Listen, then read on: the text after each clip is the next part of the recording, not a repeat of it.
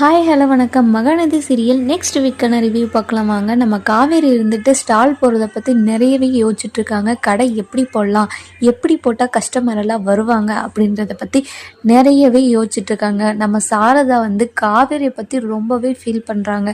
நம்ம பொண்ணோட லைஃப் என்ன ஆகுமோ, இப்படியே கஷ்டப்படுவாளோ அப்படின்னு சொல்லிட்டு ரொம்பவே ஃபீல் பண்ணுறாங்க. ஆனால் ஒரு பக்கம் சாரதாவுக்கு விஜய் மேலே நம்பிக்கை வந்திருக்கு.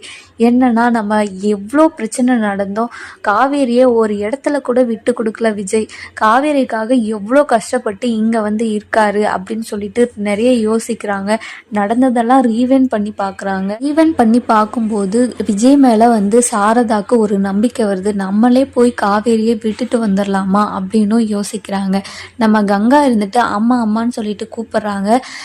என்னடி சொல்லுடி அப்படின்னு சொல்லிட்டு கேட்கும்போது, ஒன்றும் இல்லைம்மா, ஏமா இப்படி உட்காந்துட்ருக்கு, என்னாச்சு உனக்கு, ஏன் இவ்வளோ சோகமாக இருக்க, என்னாச்சுமா அப்படின்னு கேட்கும்போது, ஒன்றும் இல்லடி, நம்ம காவேரியை பற்றி தான் யோசிச்சுட்ருக்கேன், அவள் வாழ்க்கை என்னாகுமோ எப்படி போகுமோ அப்படின்னு சொல்லிட்டு ரொம்பவே கஷ்டமாக இருக்குடி அப்படின்னு சொல்லிட்டு சொல்கிறாங்க. ஆமாம்மா, விஜய் நல்லவருமா, அவர் கூட அனுப்பி வைமா அப்படின்னு சொல்லிட்டு கங்காவும் ஒரு பக்கம் சொல்கிறாங்க. அதை தாண்டி நானே யோசிச்சுட்ருக்கேன் அப்படின்னு ஒரு பக்கம் சொல்கிறாங்க சாரதா. இன்னொரு பக்கம் பார்த்தீங்கன்னா, நம்ம காவேரி ப்ரெக்னெண்ட்டாக இருக்கிறத நினச்சி ரொம்பவே ஃபீல் பண்ணுறாங்க. என்னன்னா, இவ்வளோ பிரச்சனைக்கு இடையில நான் யாருக்கிட்ட எப்படி சொல்லுவேன், என் புருஷன்கிட்ட எப்படி சொல்லுவேன், ரொம்பவே மனசுக்குள்ளே போட்டு ரொம்ப புழுங்குறாங்க, ரொம்ப கஷ்டப்படுறாங்க, ரொம்ப ஃபீல் பண்ணுறாங்க. என்ன பண்ணுறதுன்னே அவங்களுக்கு புரியல. அதுக்கப்புறம் கங்கா வந்து, என்ன காவேரி, ஏன் என்ன யோசிச்சுட்ருக்கே அப்படின்னு சொல்லிட்டு கேட்கும்போது, ஒன்றும் இல்லைக்கா, கடை போடுறத பற்றி தான் நான் யோசிச்சுட்ருக்கேன், ஒன்றும் இல்லை அப்படின்னு சொல்லிட்டு உள்ளே போயிடுறாங்க. அதுக்கப்புறம் நம்ம குமரன் இருந்துட்டு, கங்கா டேப்லெட் சாப்பிட்டியா அப்படின்னு சொல்லிட்டு கேட்குறாங்க. இல்லைங்க அப்படின்னு சொல்லிட்டு சொல்லும்போது டேப்லெட்டெல்லாம் எடுத்துகிட்டு வந்து கொடுக்குறாங்க. அதை காவேரி பார்த்துட்டு ரொம்பவே ஃபீல் பண்ணுறாங்க. எனக்கும் இப்படி கொடுப்பார் இல்லை விஜய், நானும் விஜய்கிட்ட இப்படி சொன்னால் எல்லாத்தையும் எனக்கு பண்ணுவார் இல்லை அப்படின்னு சொல்லிட்டு நினச்சிட்டு ரொம்ப ஃபீல் பண்ணுறாங்க. அதுக்கப்புறம் என்ன, விஜய் வந்து காவேரி என்ன பண்ணிகிட்ருப்பா அப்படின்னு சொல்லிட்டு ரொம்பவே யோசிச்சுட்ருக்காரு. காவேரியை பார்த்து பேசலாமா அப்படின்னு யோசிக்கிறாரு. காவேரியை பார்க்க முடியுமா, போகலாமா அப்படின்னு ரொம்பவே யோசிச்சுட்ருக்காரு. ஆனால் காவேரியை பார்த்தே ஆகணும் அப்படின்னு சொல்லிட்டு கிளம்பிடுறாரு. கிளம்பும் போது நம்ம மாமி பார்த்துடுறாங்க. மாமி இருந்துட்டு, என்னடா விஜய், என்னடா அம்பி இது அப்படின்னு சொல்லிட்டு கேட்குறாங்க. என்ன மம்மி ஆச்சு அப்படின்னு சொல்லிட்டு விஜய் கேட்க, என்னடா டிவிலெல்லாம் போட்டது உண்மையா, என்ன நடக்குது என்னன்னே எனக்கு ஒன்றும் புரியல, நீ ஃபஸ்ட்டு பண்ணுறதே ஒரு மார்க்கமாக தான் பண்ணுற அப்படின்னு சொல்லிட்டு சொல்கிறாங்க. ஃபஸ்ட்டு இருந்தே உங்ககிட்ட கேட்டேன், என்னன்னு கேட்டேன், நீ தான் சொல்லலை, ஏதேதோ கதையை சொல்லி என்னை சமாளிச்சிட்ட, இப்போ வந்து எந்த கதையும் சொல்ல முடியாது, என்ன தான் நடந்துச்சு சொல்லுடா அப்படின்னு சொல்லிட்டு கேட்குறாங்க.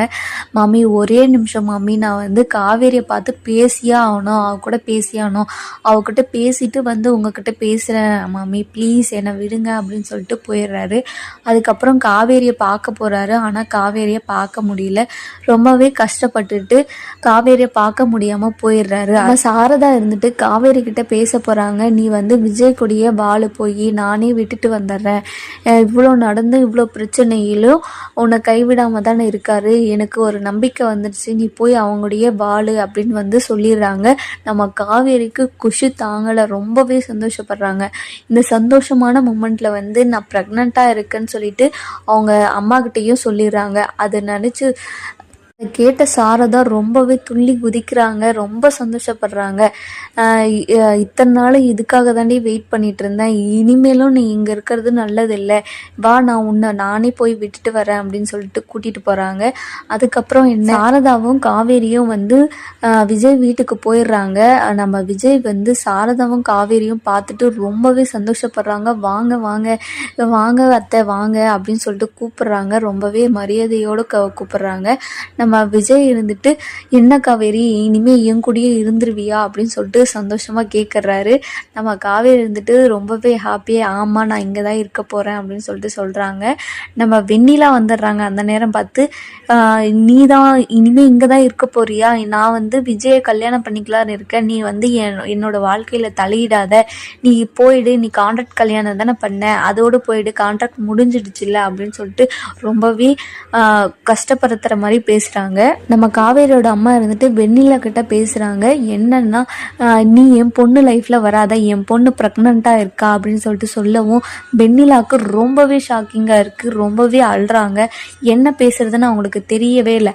அதுக்கப்புறம் என்ன விஜய்க்கு ரொம்ப குஷியாயிடுச்சு. என்ன விஷயம்னு கேட்டாங்க. காவேரி ப்ரெக்னெண்ட்டாக இருக்கிறது தெரிஞ்ச உடனே குதிக்கிறாரு விஜய்.